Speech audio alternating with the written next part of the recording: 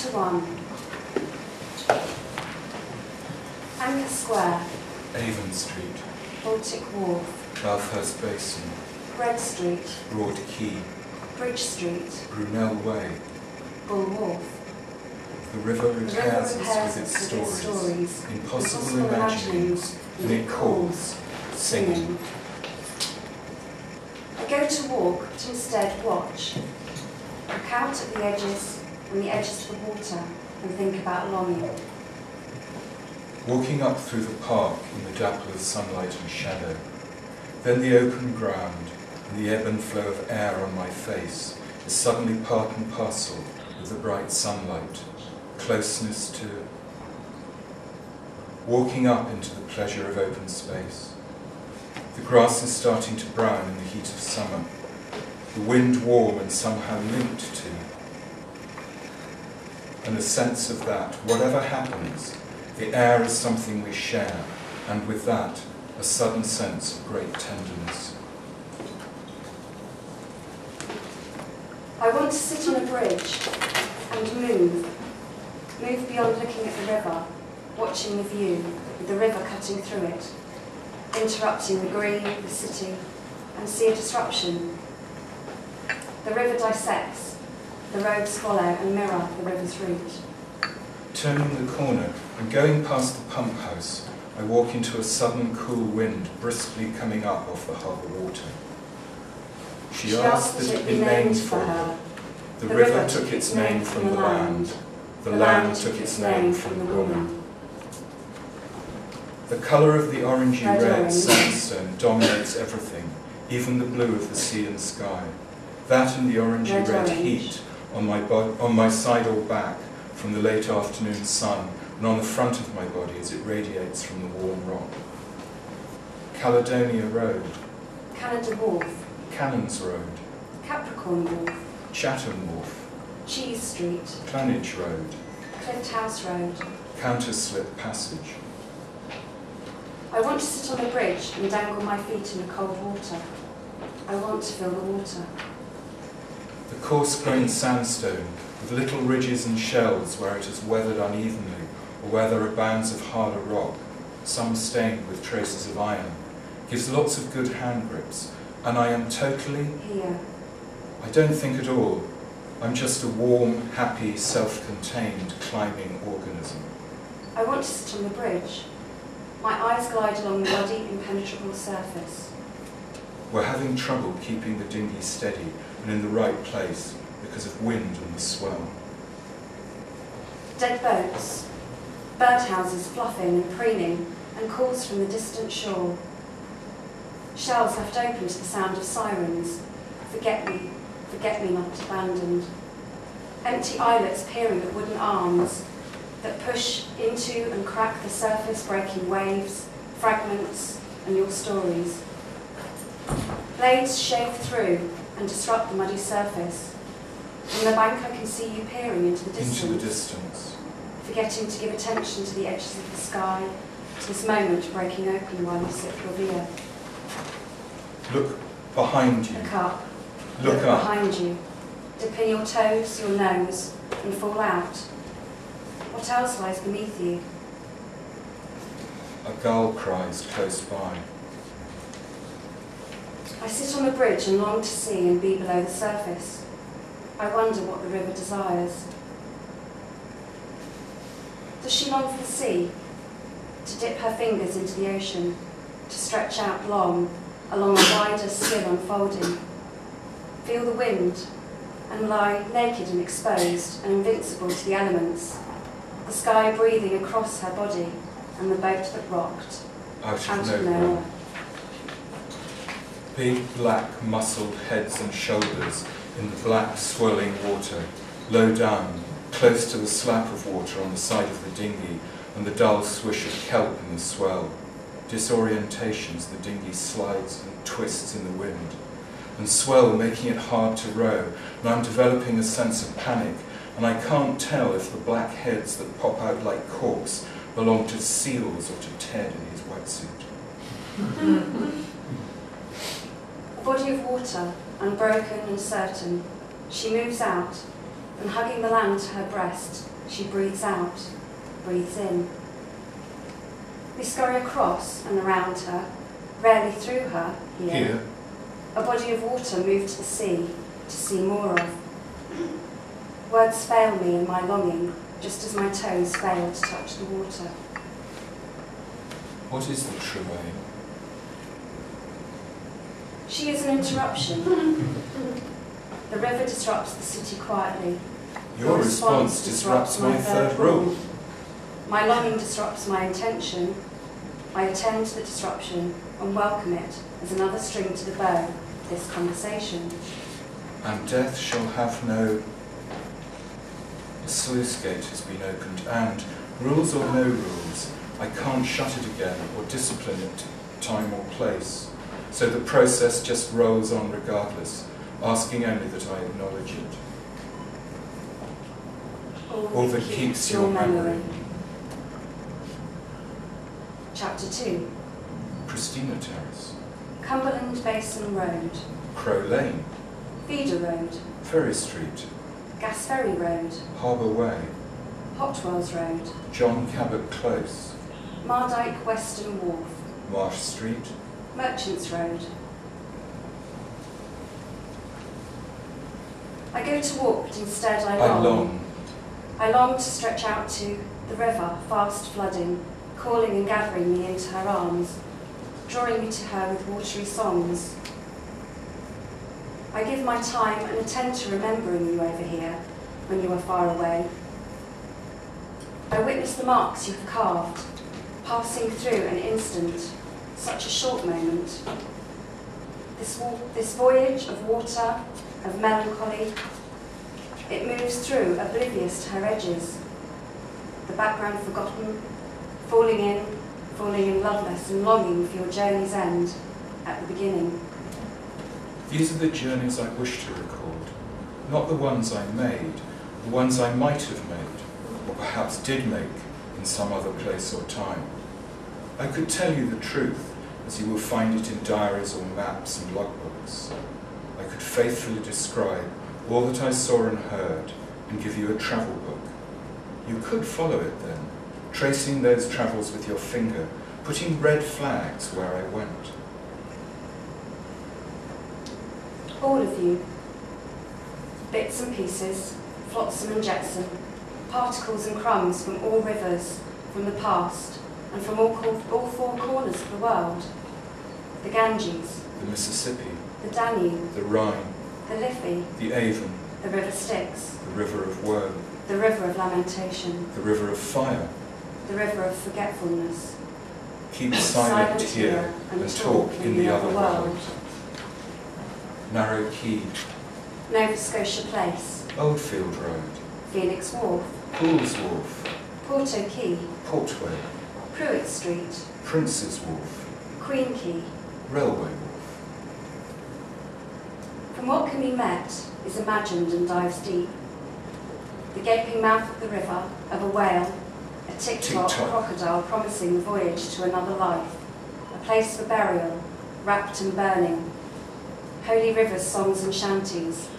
Routes and voyages of discoveries hold hands with stories of mermaids, sirens and silkies, Poseidon, earthshaker, lover, husband, father and rapist, sometimes Neptune. Jonah swallowed for 3 whole days and 3 nights, Captain Hook, Ratty and Huckleberry Finn. I wish I had a river I could skate away on. Between us there was, as I have already said somewhere, the bond of the sea, besides holding our hearts together through long periods of separation. Narratives seduce and wave from me to you, reminding me that I miss you. I had forgotten. I am remembered to my memory of you, a message in a bottle. There it is, the light across the water, your story, mine, his. It has to be seen to be believed, and it has to be heard. In the endless babble of narrative, in spite of the daily noise, the story waits to be heard. On a map, it is a legend, marked as a blue scribbly line. Here lies the uncertains, certainly elusive and absent to this real place, real time. How can I touch, embrace this longing, ardent desire, flooding fast and slow, quick, quick, slow? Waters run deep. We lie rolling and hidden. We all ache for something else. Persistence.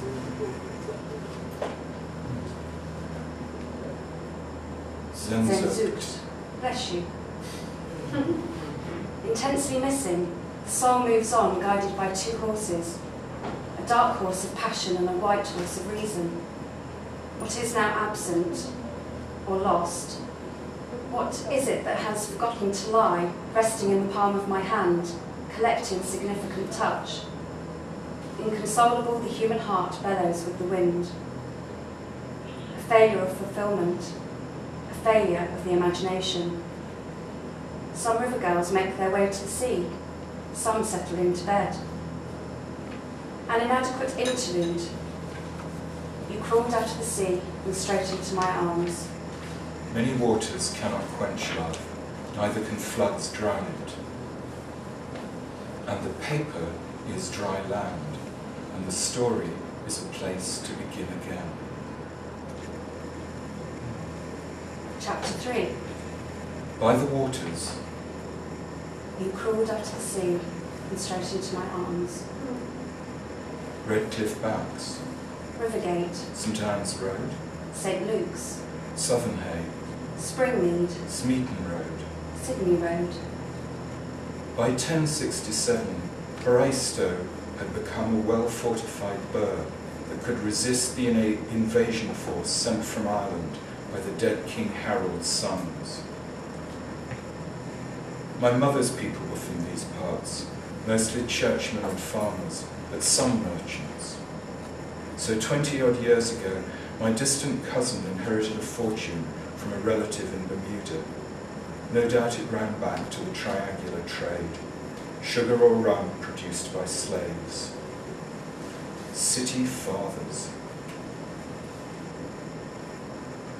That same money still allows the Society of Merchant Venturers, established under Royal Charter in 1552, to maintain a significant voice in this city. Walking and coming to, thinking about water. Sometimes things come to mind unbidden. By the water of Babylon, the waters we lay down and wept, for thee, Zion. The pale-eyed poet, Anna Saunders, prompted me to turn thoughts shared with her to words on a page. Forget genetics, genealogy, and all the filial stuff. All that keeps your memory from turning into ash in my mouth is the simple knowledge that you are still incarnate, electric in the mesh of my being. I cannot walk in certain wild or wooded places without my body remembering what you taught it, my sensing of the wind, of the panoply of the audible and visible world, of the shifting qualities of ground right beneath my feet, the whole field of my primordial attending. I first learnt by mimicking you. Learned it on dappled early mornings, in thickly wooded Dorset combes southeast of here, in late spring and early summer, over 50 years ago. Primordial, your hunting skills still haunt me. Live a strange half-life in the body I presume to be my own. Temple Back Street. Trinity Quay. Vauxhall Terrace. Victoria Street. Wapping Road. Water Lane. Welsh Back. Whitby Road. The American Dan Emmett, born in 1815 of Irish stock, was a songwriter, entertainer, and founder of the first troupe of the blackface minstrel tradition.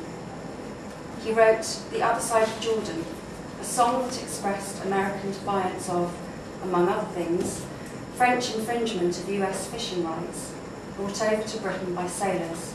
The song was adapted by English singers to serve other purposes. One verse goes as follows. The ladies of England have made a big address about slavery and hardships according. They better look at home to their own white slaves. They're starving on the English side of Jordan. Selective memory, a fracture. On the pavement near the Spike Island studios, I think about walking the city as a convergence of psychogeography with psychosocial archaeology. Layers, misdirections, nets, hauntings, meshes, repressions, folds in time. For years I believed that this building, a former tea packing factory, was where my father worked briefly as a trainee Brook Bond manager, back just before the bombing raids that killed 1,300 people in Bristol. But in fact, the factory wasn't built until the late 1950s, when 25% of Britain's tea came through Avonmouth docks. That's long after my father left Bristol. Last week I was upstairs in the former factory, watching a new video piece about Wootton Bassett, which became Royal Wootton Bassett in March this year, in recognition of its role in military funeral repatriations. The contrast between the uniformed soldiers and those off duty in their civvies reminded me of my father, how much he hated his time here. Pictures of what you remember fall and flock, pillowing the streets with memories from everyone who has made moments happen here, when time was there and for what will be. This is not the end of the line. This photograph. The timelessness of an image that has snatched a moment in time. Looking over the landmarks, the shape of a road, buildings, signs, to spot the differences and the sames, where the river is, where it is not, where it is seen, where it lies hidden. Where's Wally? The past and present blur and overlap, interpenetrating the other as the old prompts the recollection of this view, now as I see it in my mind's eye. The water features in the centre overlap with traces, flickering pictures of bubbles, and children laughing. Chance meetings, various trajectories travelled, half-forgotten recollections of rerouting, redirecting, pauses, and of more of me, of tears, a piece of me tucked into an old love story, a movie, when you held my hand. The abrupt edges of the frame fall away and I move beyond, body memories and happenings falling into one another and pass unseen through the city, following the water, horned bridge, swans, and static giants. Fractured memories fill in the gaps, nuances ghostly forgotten, they swamp together in tides that flicker delicately, together, overlapping and fall away untouched.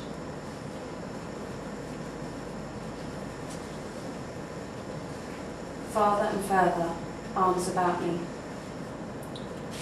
You and your father are merged. I cannot distinguish one from the other, and the language has meshed some essential thing of you together, knitted, bound, and tied you to one another. I see you walk out, your backs to me, your feet falling silently from stone to stone. Mouths move around words, sharing something hushed by the sound surrounding the city. Binding it to that moment between you, the wind steals it away. All that keeps your memory from turning to ash in my mouth is... The brown-coated men and women who worked here probably lived locally, or else south of the river in Bedminster and St Werburgh's. Who at Spike Island remembers that factory community now? 10 years ago, we were deep mapping one of the old tobacco factory buildings, now an office for a national insurance company, and using images and text from a 1920s Will's cigarette card gardening series. Those cards became plant markers, which were then re-photographed on site, creating visual links with the St Werburgh's city farm and the buildings along the cut. They reminded me of collecting the cards from Brook Bond tea packets as a child, and so of my father, and of how miserable he was when he lived here. The river repairs us with its stories, impossible imaginings, and it calls, singing. Anna has sent me a poem about the littoral, which she describes as a love song. I remember the Avonmouth transect in January, Mike talking about seabirds and counting all the horizontal lines between the tide line and the horizon. The shore speaks to the sea. Let us converge and dance and lilt as one in your swell.